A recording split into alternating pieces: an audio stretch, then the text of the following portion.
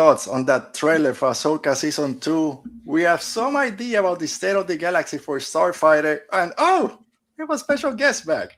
So if you guys are ready, I'm not ready. Let's talk Star Wars and start the transmission.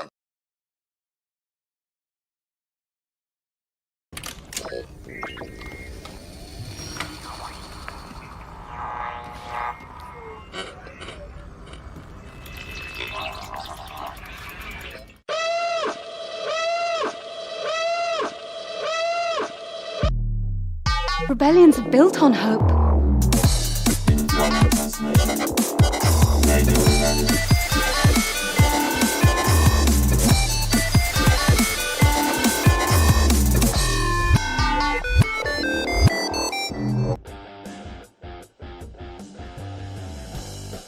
And welcome to another episode of Radio Rebellion, a Star Wars podcast. I'm your host, Alberto Calderon, and you're not seeing double or something weird. He's back! He's our co-host, OT1 Kenobi. Hello. It's been I don't know how many months since last we spoken directly. How are you doing? It's been a while. Hope you're doing well. I'm doing well. It's cold up here for some reason, even though it's August. Yeah. But yes, or I don't know. Maybe I don't feel well. Who knows what's going on? I don't know. But it's a little bit cold. Like I went outside, I was like, "Ooh, what is this?" Yeah, I don't know. It's weird out there right now for weather-wise. It's either scorching earth or thunderstorms everywhere, or a little chill up north at the end of August. But thank you for being here, Oti. We'll get through all this in a minute, but thanks to anyone that's here with us today, either watching live, watching later on the replay, listening to the audio podcast. Thank you as always. Make sure you like this video so you get reminders, subscribe so you know when we're going live or having any other new episodes. Comment down below your thoughts on everything we're going to be talking about today or anything Star Wars. And of course, if you're listening to us, thank you, and leave us a 5-star rating on any podcast listening device or whatever you want to call them. All right, Oti, before we started, like I mentioned, it's been a while since we've spoken. Mm-hmm. We've exchanged texts here and there, trying to figure out if you were available. You had trips going on. I was also taking a break. Last weekend, we tried to hook up and do the show, talk about the Ninth Jedi, and then you had a little issue with one of your pets over there, and you couldn't join us. No, so it's like this long story of what happened. So we were in Puerto Rico. We were there for like a week. My sister had a baby a few months ago. Okay. So I went there in June. My wife hadn't seen the baby, so we went there now. And we took our dog with us. And when our dog is complicated because she is terrified of everything, but like if she's not home, she behaves. Like if there's a stranger at home, she'll be like, I'm gonna eat you up. But if we're like in a strange place, she'll be like, okay, I'm the most docile dog ever. So she behaves perfectly well at the airport, airplanes. Like she doesn't have accidents, so it's a perfect dog to like travel. You take her in the cabin with you? She doesn't go. Yeah. Okay, nice. No, she literally like we get inside the aisle and she just like lays down and literally when the plane lands, she'll stand up and it's like, okay, let's go. So perfect dog to travel with.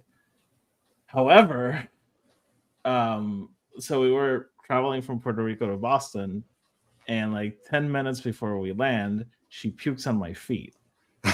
And I'm wow. Oh my God, what's happening? Mm-hmm. And so like, whatever, my wife takes off her hoodie. She's like, just clean it with this. And so I go to like once we land and we're onboarding the plane, I go to the flight attendant. I'm like, hey, by the way, like our dog puked, and so you know. And he's like, oh, we'll clean it up. Don't worry. Thanks for telling us. So I'm like, okay, cool. Like, let's get out of here. Yeah. Sorry for whoever's taking the plane after you and sitting in those seats, by the way. But... I mean, he said they were going to clean it. It's going to get worse in like 2 seconds. We step out of the plane. We're like, literally, like, step out of the plane. And my dog has explosive diarrhea, like down the tunnel. Wow. And it's like right when you get out of the plane. So if you were not paying attention, you were going to step on it. And it was explosive liquid, so like there was no way for me to clean it up without Yeah. like a mop or something. I did my best, and the flight attendant looked at me. He was like, just get out of it. Out of it. Okay, whatever. So that happened. Next day, like explosive diarrhea again, but like so we were like, oh, I don't know, like we should probably take her to the vet. But suddenly, like, she was fine, like normal poop, like no more issues, and we're like, oh, okay, great. Then Friday, he's like, I don't know, like her stomach was weird again. We wake up on Saturday, and if someone had told me that a horse took a crap on my kitchen, I would have believed them. Like, I could not. When we woke up and we saw that mess, we could not believe what had happened. So instead of watching Ninth Jedi and podcasting, my day turned into cleaning and going to the vet. Yeah, man, it's hard. It's hard having pets, and I've been not to that extent, especially traveling. Mm-hmm. Yeah, it's something to deal with. I don't wanna have to. It's unfortunate because she's a trooper. Like we had no complaints of her. Like anytime we travel with her, we never have any complaints, and then this happens, and it's like, oh my god.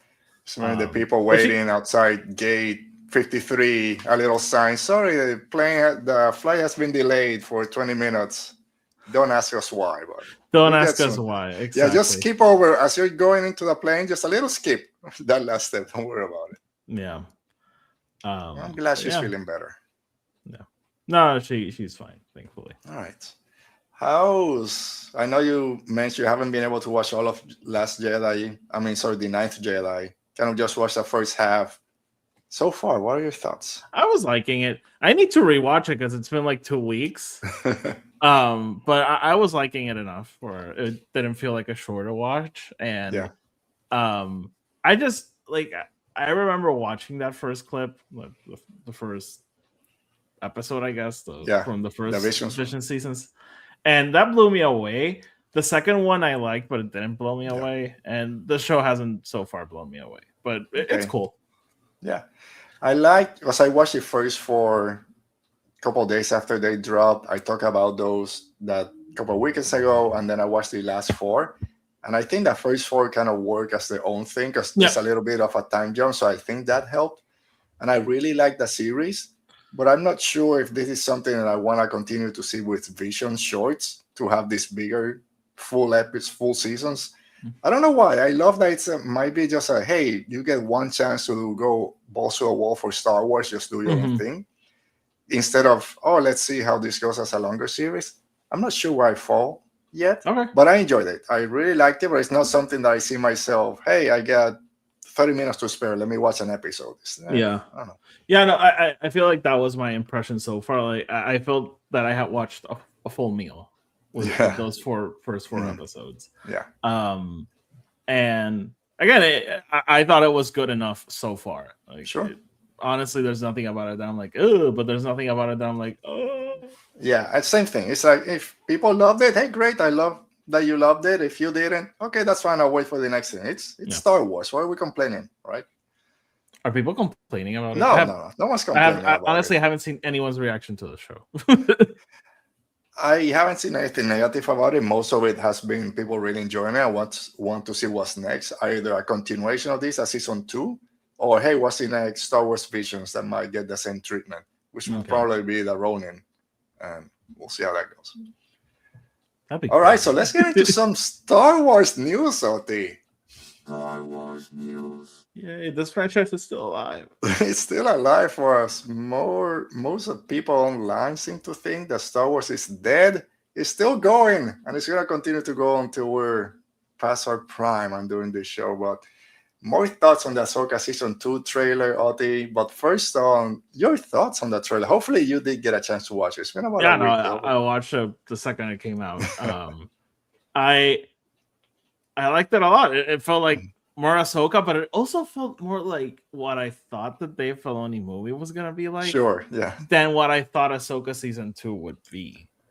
I thought Ahsoka Season 2 would honestly be just like this weird thing going on in Peridia, and then Ahsoka will come back to the galaxy, to the known galaxy, and be like, "Oh my god, what is this mess? What is this war?" And movie happens, but this looks more like movie happening. Do you think, I'm skipping everything right now, or do you think, and I'm gonna say no, but I'll ask the question anyway, do you think that they kind of grab what's gonna be Dave Filoni's movie and put it here to try to wrap everything up? I'm gonna say no, because I think that's very short-sighted in trying to think, oh, Mando and Grogu didn't do well at the theaters 3 months ago, so season 2 of Ahsoka is gonna cover everything. I think that doesn't work that way. But I'm surprised at how much war seems to be there with Thrawn kind of laying the smack down. It looks very action heavy for a TV show, so which is good, by the way. Not really complaining about that. I'm gonna say I don't think they're gonna try to wrap it up unless they have like this big master plan for the next 15 years or something. And they're just like, hey, let's just wrap up these stories that we have and just focus on this next thing. But I don't know. I don't know if that's in the cards or what. Yeah. I think that might be the next one. If we get an announcement, I don't know, whenever celebration or something, hey, the next season of Ahsoka wraps everything up, or the movie's coming, or it's something different, I think that should wrap it up. And then let's see where everything goes. But I think season 2 will most likely be what they thought it was going to be for a while. It's just different from what we thought it was going to be. I'm getting in my own head, so speculate responsibly, I guess. Could you imagine, like, this show is amazing, this season 2, and we get a lot of war, but it also sets up, like, the bigger, like, end battle, and they go, like, okay, so this next movie is technically, like, a sequel to Mandalorian Grogu, but also Ahsoka's there, and Thrawn is there, and it's... If they do that, I'd be super on board, but it'll be someone else is going to be on board. It's our friend Dale Skywalker. Thanks for joining us, Dale. As always, thanks for being here. I'm very excited to see after Ahsoka season 2 and with all the other, not rumors, I guess they talked about it during D23 that Disney's kind of ramping down or slowing down their live action output on the small screen. What that means for Star Wars after Ahsoka season 2, nothing else has been announced, as we talked about for a while now.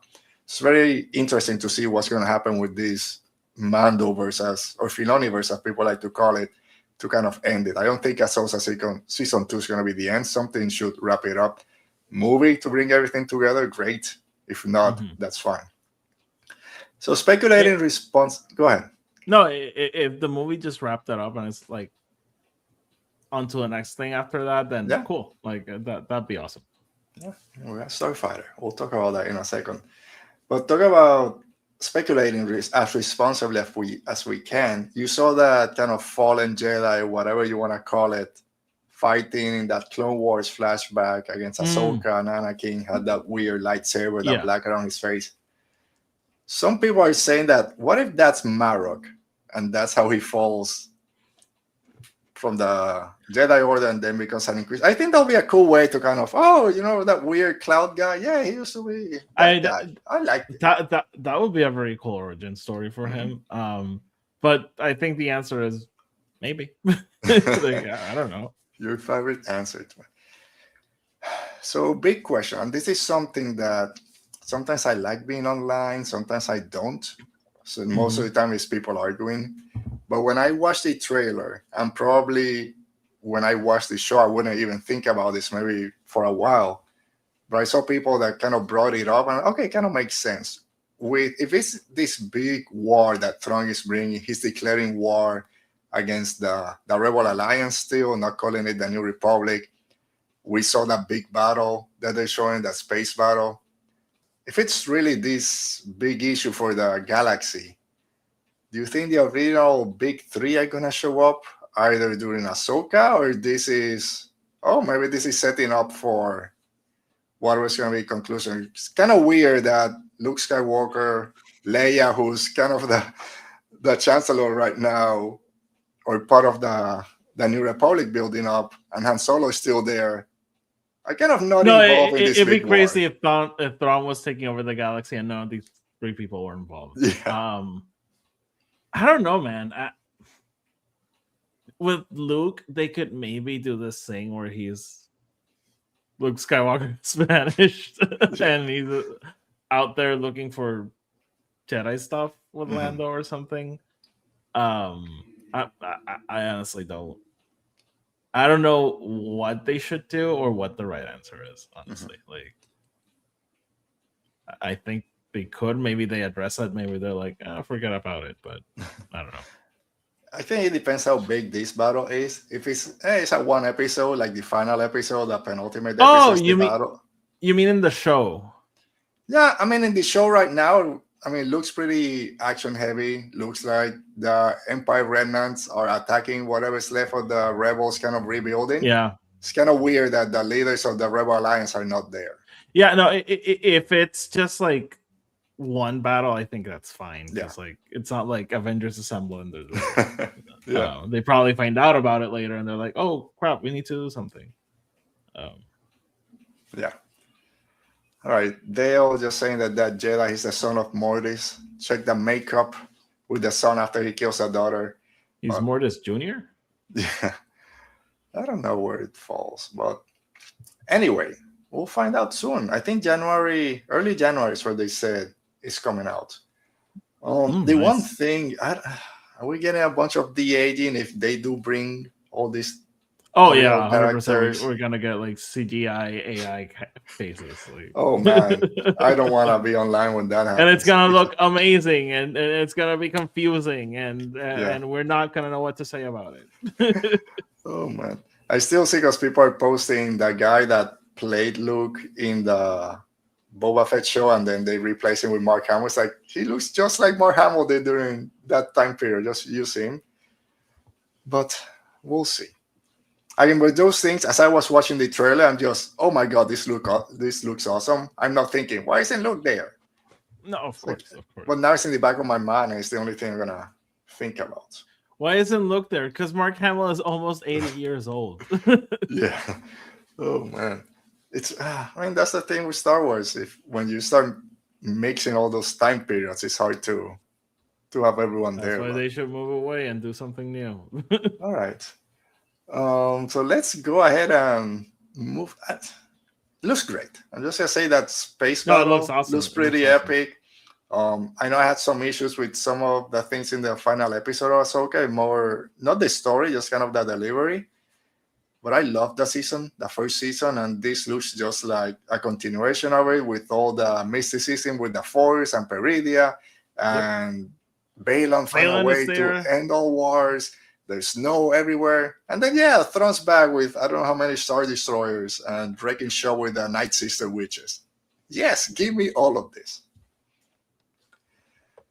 All right, so kind of switching gears a little bit, but maybe not too much because we're talking about some of the characters that are showing up. So Hayden Christensen and Ewan McGregor have some ideas out there. They've been doing the rounds, going on interviews. I think most of this is just light fun and people just take it to the extremes. But during a visit to the Jonas Brothers podcast, Hayden Christensen was asked about the possibility of a live-action Clone Wars series now that we're seeing a couple of flashbacks. And he said, I know that Ewan McGregor would love to do more with it. I've heard Natalie Portman would love to come back, Sam Jackson. So if you get the band back together, let's go ahead and do it. How do you feel about just talking about Mark Hamill's 80 years old? You bring the guys that played those characters 25 years ago to play them at the age they were 25 years ago while looking like they're in the mid-40s and Ewan's a little bit older. I don't know how much de-aging you have, but I don't want it. I'm not going to say anything. This is not happening. Like, what do you want me to say? Like, there's no way this happens. Hayden and Ewan, well, Hayden will keep showing up and stuff because he's Anakin, and of course he'll show up like here and there. Ewan will see because he's the only one who age-wise makes sense. Yeah. But come on, like Hayden Christensen is what, like 50? I honestly don't know how old he is. That's very close to my age, I'm gonna say. I'm And he's gonna 46. play a 20-year-old. What is this? A It does. 90s movie? It's when I love It's that like in the Kenobi, but he still look like he's not a. it's like Batman Forever, where Robin's like, "No, I'm 15. What are you talking about? You're a grown man." Yeah. See the mustache. What are you doing? So yeah, I love again going online. You have both sides. Like people saying what we're saying, like, no, okay, let's move on, something new. And people, yeah, this is what we've been waiting for. It's like, you know what you're asking for, right? You know, it would be sick, like a Clone Wars special or something, and they do the voices. That'd be insane. Yeah, yeah. That would be. And then we had the conversation. Oh, voice actors are actors. Why the people have been voicing? I'm not for saying 20 they're years? not actors. I'm just saying that's the only way they can play those characters again, except Ewan. Oh my, yeah. Oh, I don't know. We'll see. Okay, so Dale is. We don't need AI. Dale is here to fact check us with everything. He says Sam Jackson is 77 and Hayden is 45. So 45, almost okay. my age. So Sam Jackson at 77 would be playing like a okay. 40. And it's similar to where, and maybe I'll just say it's similar to what people are still asking for. I just forgot his name. It's gonna be in the Batman. I just forgot. Bucky Winters. He's Sebastian also Stan. too old now. He's too old to play. I know. It's like he's not a young Skywalker. He's 50-year-old Skywalker at this point. This is a 10-year-old conversation every time. By the way, and this is I sometimes still hear this from random people, like, oh, they should get the Winter Soldier guy to play Luke, and I'm like, what are you talking about? Let's do the same de-aging that they do with Mark. All right, so in a different interview, kind of moving on, just having some fun. With Variety, Ewan McGregor, I guess, promoting End of Oak Street. I haven't watched it yet. I almost went last weekend. The whole family, and then we decided not to. So I want to go watch it. So he said he had a very casual conversation with Dave Filoni, and of course, people took it to the nth degree. But he said it was very casual. But I said there's got to be something. McGregor said, because Yoda's somewhere else after the end of Episode 3, when we all go to the 4 or 5 corners of the galaxy, or however many corners it's got. I won't have been in touch with him, but he's out there. So I think there could be a story there where I'm trying to reach out to him. I mean, I love Obi-Wan Kenobi. It's one of my favorites. I love Ewan. It's one of my favorites. And I love the Kenobi show for all its faults. I think it's time to let it go. Let it go, dude. Yeah. Again, out of all those characters, he's probably the one who can do it. At that time period, not going backwards. Exactly. Like he's still, and that's that. I feel like that's it's unfortunate. Like it does make sense to bring him back, and if you can figure out a story like it, sure, why not? But I do get the whole let's move on thing. We did that already. Yeah. He has 3 movies. He has a TV show. Like we don't have to keep this going on forever. He's my favorite character. If they want to do Obi-Wan reality show in Tatooine, I'm gonna watch it. I love that show, so I'm on board for more. But I would say like I'm less optimistic about it than I was when the show came out, because it's been a while now. So if we get another Kenobi show, I would love it if it was what people wanted, like season 1 to be, that he's just on Tatooine, he's there watching over Luke, he's quote unquote training with Qui-Gon on how to become a Force Ghost, how to deal with the afterlife of the Force, and then someone, even Cody, which my story with Cody, that people are saying, oh, Cody finds out where he's at and he comes to hunt him down, or this other Tusken Raider that used to be a Jedi, something on Tatooine, kind of more focus on that instead of, oh, he's going all over the galaxy and let's bring Leia back, which was great in that show, but let's do something smaller. We don't need to try messing with everything else that's out there. But no, I agree. Or maybe he just has a relationship with Hera Syndulla, but it's fine. Sure. Yeah, why not? I love, that's the one that gets me in terms of how people react. It's like everyone like, what are you doing? This is crazy. Dude, he just said he would love to work with his wife. That's the way I took it. And people went like, no, there's a 48-year gap or whatever, how many years younger. And what about Kanan and all this? Dude, he wants to work with his wife. I would also. So, dude, but by the way, Ewan is thinking about this nonstop, because one thing is like, every time you get asked, you're like, oh yeah, no, of course I would do it. Yeah. But he's like, no, Lucasfilm, let's do it. And also, I've been thinking about possible stories. Do you know Yoda? He doesn't know where Yoda is. Oh, you know who knows where Yoda is? Again, our AI, Dale, says Yoda's in the warehouse or showroom somewhere. He looks the same age as he did in the Phantom Menace. It's the only one. Again, he was in the Acolyte. He looked the same. Phantom Menace, everywhere. He looked. Bring me the Yoda Acolyte TV again. show confirmed. Give me that show. Give me a continuation to the Acolyte. 100%. Oh man, I was talking with my neighbor the other day. He gave me a bunch of Funko Pops because he's kind of reducing his collection to do something else in his spare room, and I'm the opposite way. So all those back there, most of those bad guys I got from him. Anyways, I was speaking with him about the Acolyte. Both of us were like, man, that show really should bring He that liked show. it? Yeah, same as us and other people. Like, it wasn't perfect, had its issues, but man, it expanded a lot of stuff, which is what people keep complaining about. I'm not in the no, I love the Acolyte. I love the Acolyte. I had some issues with how quickly some decisions were made by characters, but the show in general, I really love. But I'll take it. I make no excuses. I love it. I'm not saying it's perfect. Nothing is. Except I got nothing. All right, so let's go to some of the other stuff we didn't get a chance to talk about last week, Oti, and it's Starfighter. But before we get into some of the thoughts or conversations that some of the directors and writers are having out there, your thoughts on that potato camera from D23 that was up for at least 24 hours and then it was taken down from everywhere. So no worries, I got you, buddy. I got it safe also.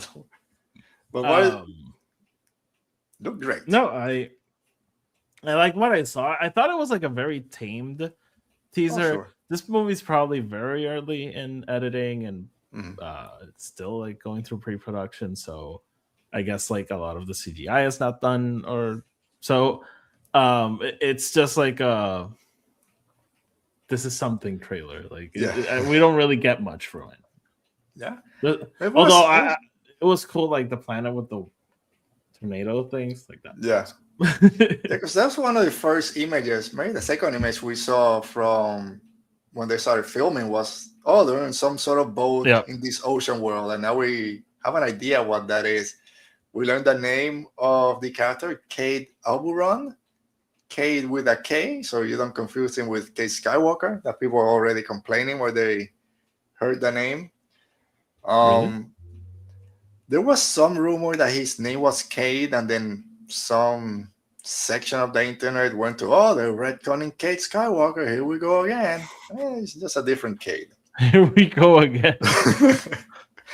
All right, so let's talk a little bit about what seems to be the state of the galaxy for Starfighter, which takes place, 5 years after the Rise of Skywalker.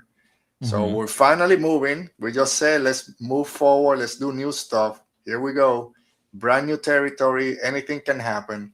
So writer Jonathan Topper said, this isn't a Skywalker saga movie. We're not dealing with the history of the rebellion, the First Order, the Resistance, or the Empire.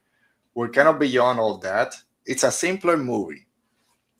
Which, again, maybe I should start going online. Some people took simpler movie to mean, there's no stakes, there's no big things going. Didn't we just have this with Mando? And I took it like, dude, it's a simpler movie. You can jump fresh into this. You don't need to have all the backstory of the Skywalker saga. That's what it means, at least for my take, what it means as a simple movie.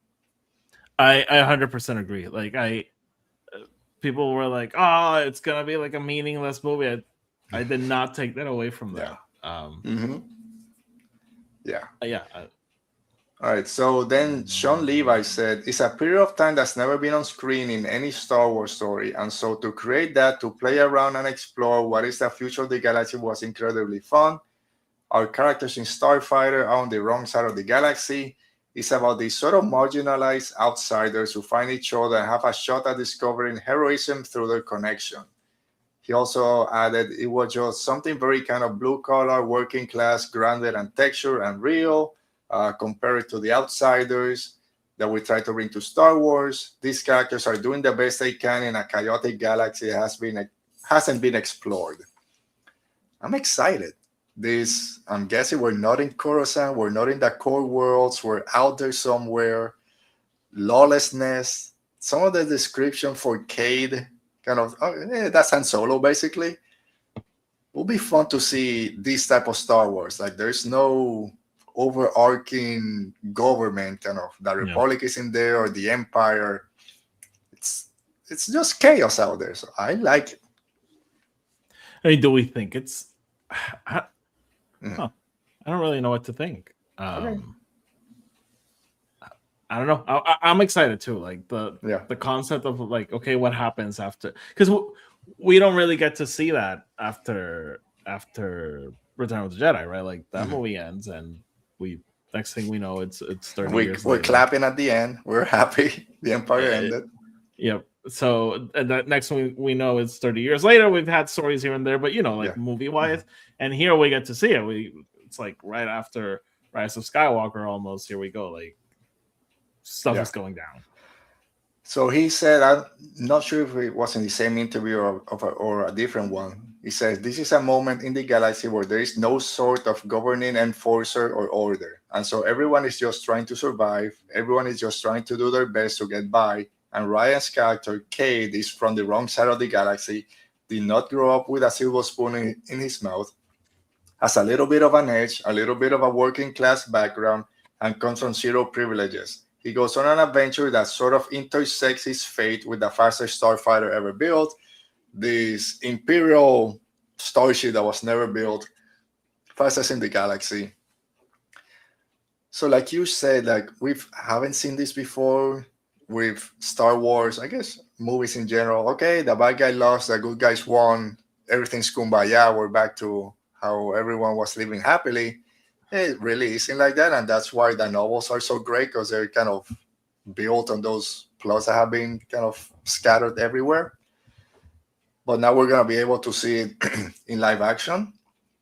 But I think it's interesting that we're not dealing with the same thing. Oh, the Empire didn't come back as something else, or the Republic, the High Republic didn't work, the regular Republic, the New Republic didn't work either. Maybe planets and sectors are like, hey, dude, we're done. We're just gonna independence. A lot of it from the separatist movement. One of the novels I'm reading right now, it's about sovereignty for all the planets. Maybe that's what they want, and it's not going so well, because that's when all the gangsters and the criminal element might come around and take over. So I don't know. It's like they said, it's something we haven't seen before in terms of how the galaxy is run. Very interested to see how that works. If it's what everyone thinks, oh, here's this kid that might be force sensitive. Maybe Cade used to work for the Empire, if he's piloting or used to be a test pilot for Imperial fighters, and now he has to take this force sensitive kid. First order fighters. Yeah, but I don't know. I like where this is going so far. Yeah, no, I like it too. So we'll see. I'm just curious on like, what is the story? Because like, okay, yeah, chaotic galaxy, but what's happening? What's he doing? Yeah, I mean, this little teaser that we got, like you said, just some images here. I'm expecting, well, maybe in October. I'm trying to remember Mandalorian Grogu when the first teaser came out, which was just kind of vibes. I'm expecting something soon. It might be a little bit longer than this teaser, but then most likely when Avengers Doomsday comes out, we'll get a full trailer at that point. And then we'll, hopefully it's that story trailer, and we'll know a little bit more about what's going on. So yeah, I agree. All right. I'm reading the second book in the Reign of the Empire trilogy. Rebecca Ronhouse, who did the Resistance Reborn novel. I'm like 80% done. I can't really talk about it till the 1st of September. That's when the embargo drops. But so far, and those Reign of the Empire books are pretty great. For people that keep saying, we need more stories like Andor. pick a book. They're great. Pick a book. Yeah, they're all Okay, there. cool. Yeah. I'm not gonna ask you what your reading is at the Oh, moment. come on, shut up, dude. Like, I don't read anymore. I'm retired. Getting too old for this shit. I'll surprise you one day. One day. Yeah, who just come in, screw your notes. I'm gonna talk about all the books I've read. Yep. All right, that kind of does it for our Star Wars talk. But since we haven't talked in a while, if you don't mind, wanna do a little world between fandoms and talk Are you about gonna the talk about House summer of the movies? Dragons? Of course, we're gonna mention. I House of haven't the watched it. You son of a bitch. No, I haven't watched it. All right, so I'm just gonna say, dude, that freaking show is so great.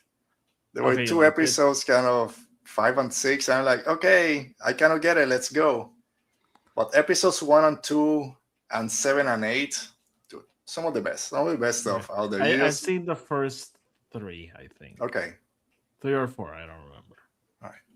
So the last 2, dude, when you get to those, it's dragons fighting for a lot of it, which we finally nice. get.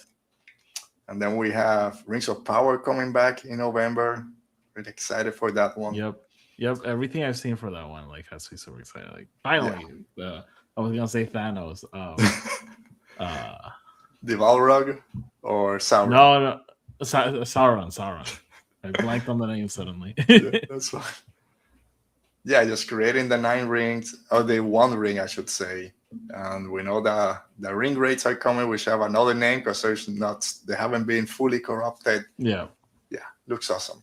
Summer movies. I finally watched Project Hail Mary a couple months ago. That's not a summer movie. That was, I think there was snow outside when I saw that movie. It was in March, I think. I watched when it dropped in Amazon. Okay, I get it. I get it why people were loving that movie. It's amazing. Yeah, it's a little bit long. It's a long one. Dude, when that rocket exploded, when he's talking to the director outside, I'm like, holy crap, what the hell just happened? And then, of course, everything. I watched Obsession. No, I haven't. I didn't read it. I almost got it before it came out, but I said, I'll watch the movie. Okay. It's good. Have you read it? What do you prefer? Yeah, I read it back when it came out. I really liked it. But I really liked the movie, too. Yeah, it's really sweet. I watched Obsession. I haven't watched Backrooms. I want to watch Backrooms, but what's Obsession? It was pretty good, pretty nice. I love this type of horror movies, which is you take something that really shouldn't be a horror element about it, but it works perfectly. Scary. But yeah, it was awesome. I understand why everyone wants her to get all the awards, and now she's going into X-Men, and good for her. Yeah, no, it was great. Alberto, as a Hispanic, as a Spanish speaker, you probably understand this. For me, it's so weird seeing a last name like so strong, like Navarrete. Yeah, getting reduced in English to never ready. Like, oh, come on. It doesn't work. I'll say that I wasn't probably even thinking that she was Hispanic or anything. Because of the way that they say it, and I'm like, oh, Navarrete. Yeah, okay, it doesn't sound like it when I read it, I like saw it with my own eyes. I was like, what? Like that's not how you say it. Yeah. Like Navarrete sounds like a powerful name. Yeah, like someone's gonna rip your heart out. Which never ready. Never ready. That word is like an X-Men or kind of rogue, maybe. Oh yeah, Cajun people. You know what? Oh. So I watched the big 3, at least for me, the big 3 for this summer were Disclosure Day, The Odyssey, and of course Spider-Man Brand New Day. Oh, watch all 3. Be happy for me. Be proud of me. Nice. I've only watched them once, so it's difficult for me to say which one is my favorite one. I'm not surprised. I think Disclosure Day is my favorite one of those. Really? I love that movie so much. That's one that I was extremely excited, and it hit every level. I wasn't disappointed for a minute. I loved everything about it. Yeah. I liked it more than most people, I think, but I won't say I love it. It's my favorite Steven Spielberg movie in a while. Yeah. But there was I like when Spielberg does kind of scary and kind of horror.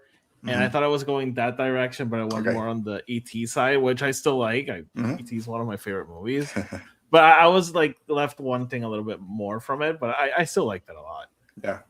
It might be something that I was just, oh, I've been waiting for this. And when I Yeah. watch it again, it's like, Oh, maybe not. Again, I thought it was very good. Yeah. I think this is going to be for me in terms of Spielberg movies like War of the Worlds, which I Oh, love. I And it's love one it. of, if I see, oh man, it's there, I'm going to watch it. I think I- it'll be something like that. Okay, I think I was expecting more that than ET, and it gave Sure. me more ET than Yeah. that. I'll say those two parts are very E.T., very Spielberg, when they're kind of hiding in the house and they're just running very slowly and we're carrying the guy, but no, he's Yeah, floating. There's okay, it's kind of dumb and silly, but yeah. I kind of trash for. By the way, when I saw it, I didn't know John Williams did the score. So Oh, the entire movie, I was like, who did this? Like, this is amazing. And then when the credits roll, I was like, he's still doing music. you went with the DiCaprio. Oh, well, Yep. there he is, of course. And the Odyssey, dude, if we're talking about scale and what it takes to make a film or a movie or whatever you want to call it, yeah, there's nothing like it. Like It's a maybe lot of movie. It's a lot of when movie. Peter Jackson did the original trilogy for that type of scale, it took 25 years to get to that level. I don't think we're seeing something this scale for another 50 or something. That's actually a good point. But and I love this. I went with my daughter, and this is, I'll tell you why I think this movie is past $1 billion. My daughter doesn't, she's read some snippets of the Odyssey for school, like she doesn't know it. I'm like, oh man, she's gonna sit there for 3 hours watching all this. I don't know. Dude, she came out of the theater saying, this is my favorite movie of all time so far. She's a 16-year-old girl saying, I love every single bit. She wanted to go again. Every time we talk about a movie, well, it wasn't the Odyssey. We watched Spider-Man. It wasn't the Odyssey. I'm like, so like, okay, maybe it's even better than I thought. That reminds me of like my cousin once told me, like, I don't watch new movies because, like, why would I watch Avengers when I can watch The Godfather at home? And I'm like, I get that, but that's the douchiest thing anyone has ever said. You see on film Twitter probably just having those thoughts. But the Odyssey, which I love, I read the Odyssey at the end of last year, so I kind of knew the bits. I'm like, okay, they're going to the Cyclops. I kind of know what's going to happen. Oh, they're in the they're turning themselves to pigs. I know what's going to happen. So I kind of knew the bits a little bit. So that's why I wasn't blown away when things were happening. But sitting back and thinking about it, oh man, that was freaking great. Yeah. I read the Odyssey in high school and in college, so I did remember like quite a bit of it. But there were things about it, like the whole and this might sound silly because it's the climax of the story, but like the whole bow thing I had kind of forgotten as the movie played out. I was like, oh right, like at the end he's gonna do something with the bow. I had forgotten it's one of my favorite parts. Pigs for some reason. But that was cool because that took me when it started happening. I was like, oh, is that in this story? So I like that a lot. I feel like I'm the opposite here. I fall like I was kind of like, oh, okay, like okay. It was a spectacle for sure. I agree with what you said. Like in terms of scope, it's similar to what Peter Jackson did. I hadn't thought about that. Tony mentioned it's like he sees it as like the modern day equivalent to like Ben-Hur. How just big and incredible that movie was at that time. And I agree with all of that. I just feel like narrative wise, I was like, I don't know. I don't think this is Nolan's best script, like by a mile. Sure. But I still liked it a lot. Like as I said, it's a lot of movie. I think my favorite part, and this is where it goes to, I cannot remember from reading it a couple months ago, was the second of Troy, which isn't part of the Odyssey. It gets mentioned, but it's not there, which don't go online to what people are saying about. But that part, because I didn't know what it was going to be. It's not in the Iliad. It's not in the Odyssey. So that was, okay, now I'm watching something I not really know what to expect. And I think it played great. And with the reveal of Zendaya and her character. Oh, no. I think that was awesome. And same thing with the bow. I forgot as soon as he got ready to, is he going to do it? And the way that Ludwig played it with his score and that sound. All right, it hit pretty well. Pretty nice. Yeah. No, again, I thought it was a great movie. Yeah. Then finally, Spider-Man Brand New Day, which being if I want to be honest, was more excited for this movie than for Doomsday.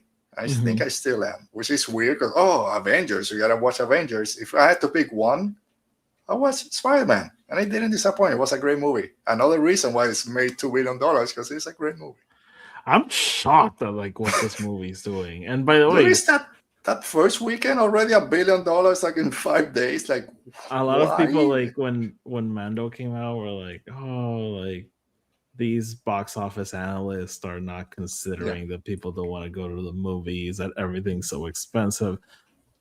2 months later, Spider-Man's like, everyone's watching this movie now. So yeah, maybe let's be a little bit more introspective. Anyways, what was I gonna say? Yeah, no, I loved it. I think this is another movie I felt like a little bit more on the negative side than most people, but I don't know. I don't know. Like a lot of people went out of this movie being like, "This is the best Spider-Man movie ever." So when I watched it, I was like, "No, it's not." But it was still a great Spider-Man movie. I feel like in many ways, and this is like quite the compliment. At least I think like it's turned into one of the definitive Spider-Man stories. I think. And it helps that the movie feels like a comic book. Like this is the kind of story we don't usually get in movies. Punisher and Spider-Man need to team up to beat Hulk and Jean Grey. It's very comic book like. I still think, what is the Punisher doing there? But yeah, it's super random, but it works in the context of the movie. Because like as we were getting news about it, I was like, this movie feels so bloated. Like Jean Grey is there, the Hulk is there. What is this? And all the villains that were showing. Oh, look, all these classic Spider-Man. Like, what are we doing? Same thing. Yeah, I remember I told Tony the only way this works is like if half of these scenes that we're getting on the trailers are just like a montage sequence of what he's been doing for the last 4 years. But no, I liked it quite a lot. I won't say it made me more excited for Doomsday, but it gave me like an MCU pick me up. Okay. Yeah. I really enjoyed it. I think Tom Holland. I just thought about his name and forgot about it. It's not Tom Holland, Punisher. John Bernthal. John Bernthal. I know people say no one else can play Wolverine except Hugh Jackman. I'm at that point that I think he's the only Punisher right now. You can't really replace him. He plays that character so. Sorry? Why would you though? I know, but it's one of those characters. Yeah, he was born to play that role, and he plays it perfectly. I don't know if I agree, but I do love him as a character. Yeah, I'll say I'm not this super familiar with the Punisher comic book wise from comic books in the 90s. But I love the way that he plays the character from in his TV show when he meets up with Daredevil, different side ish, talking with Spider-Man. So I love the way that he plays it. And I think Yelena might be one of my favorite MCU characters. Florence Pugh is just great in everything, but I love that character every time that she shows up. I love her in Thunderbolts, and the little bit that she sees, like, man, she's just great. That character's great. Yeah, I'm like the one person who doesn't like Thunderbolts, but I'll watch anything. Literally, I'll watch anything Florence Pugh is in. Yeah. So when I saw her, I was like, that's the girl. Someone posted it online that she was there, that she shows up, and okay, I'll wait for it. I kind of forgot about it, but I saw it on opening night, and I remember Tony told me like, "Oh, I won't be able to see it for like 2 weeks," and I was like, "Delete every single social media because like, this is the most spoilerable movie ever." Yeah. Oh, I knew that Jean Grey twist because first people were kind of speculating for 2 months that she was playing Jean Grey, so it wasn't the biggest surprise. But after the movie came out, because I watched it for a couple of days afterwards. So, but I wasn't bummed that I knew. Well, it got spoiled. And, okay, it's fine. It's Jean Grey. We're going to the X-Men. So we know we're getting there. I had seen the Jean Grey thing and like as the speculation, and I thought it was absurd. Again, Tony and I made a whole episode being like, like making fun of it and being like, she's probably Uncle Ben. But when the movie was happening, I was like, I had even forgotten she was in it. Like as the movie started going, because she shows up like so, like into the movie. But like I remember, I was turning to my wife and I told her like, I think Jean Grey. The minute like shows like so. I was on board with what the movie was doing. You're going home, deleting your episode. Forget about this, man. Oh, it was years ago. All right, so that does it for World Between Fandoms. I started watching Lanterns. I mean, there's only been one episode. Haven't watched it yet. I loved it. Good. I've heard great things about it, but I haven't watched it. It was again, same thing. I don't know that much about Green Lanterns. One of my brothers used to be a big Green Lantern fan. I gotta see what he's thinking. But just if as a detective story and what the mystery that it set with all the background about Green Lanterns and the DCU, kind of they already established that aliens are out there. I kind of give you a quick snippet how when he revealed himself as a Green Lantern early on. So when the story goes, like, oh, I'm ready to go. So it's pretty good. Before we go, this is the only thing I'll say about it. I won't comment on it because I need to start cooking. Doctor Who got canceled. Boo. We're still waiting for the war, the Sea and Earth or whatever that spin-off was called that never made it to Disney Plus. All right. I'm bummed. It'll come back at some point on some streaming channel or BBC that I don't have or will have to figure out to watch it. But yeah, it sucks. But yeah, it'll be back. All right. Well, thank you, Ate, for joining us. It's not today. The first time it gets canceled. No, that's right. I've seen a lot of people say, yeah, okay, it's the same thing. We'll be back in 6 years or whatever, and we'll love it. All right, well, Ate, thank you for joining us. I'm happy your dog is feeling better. Hopefully it doesn't happen again. Got some medicine or whatever she needed to get out her system got out. All right. Thank you to Tony Dale for joining us. Anyone else that might have been out there. Thank you. We'll be back at some point where there's Star Wars news to talk. So, Tony, again, so you mentioned his name. I know he's stuck in my head. Ate, thank you. We'll see you next time. Bye, everyone. Stay safe, be safe, and transmission. See ya.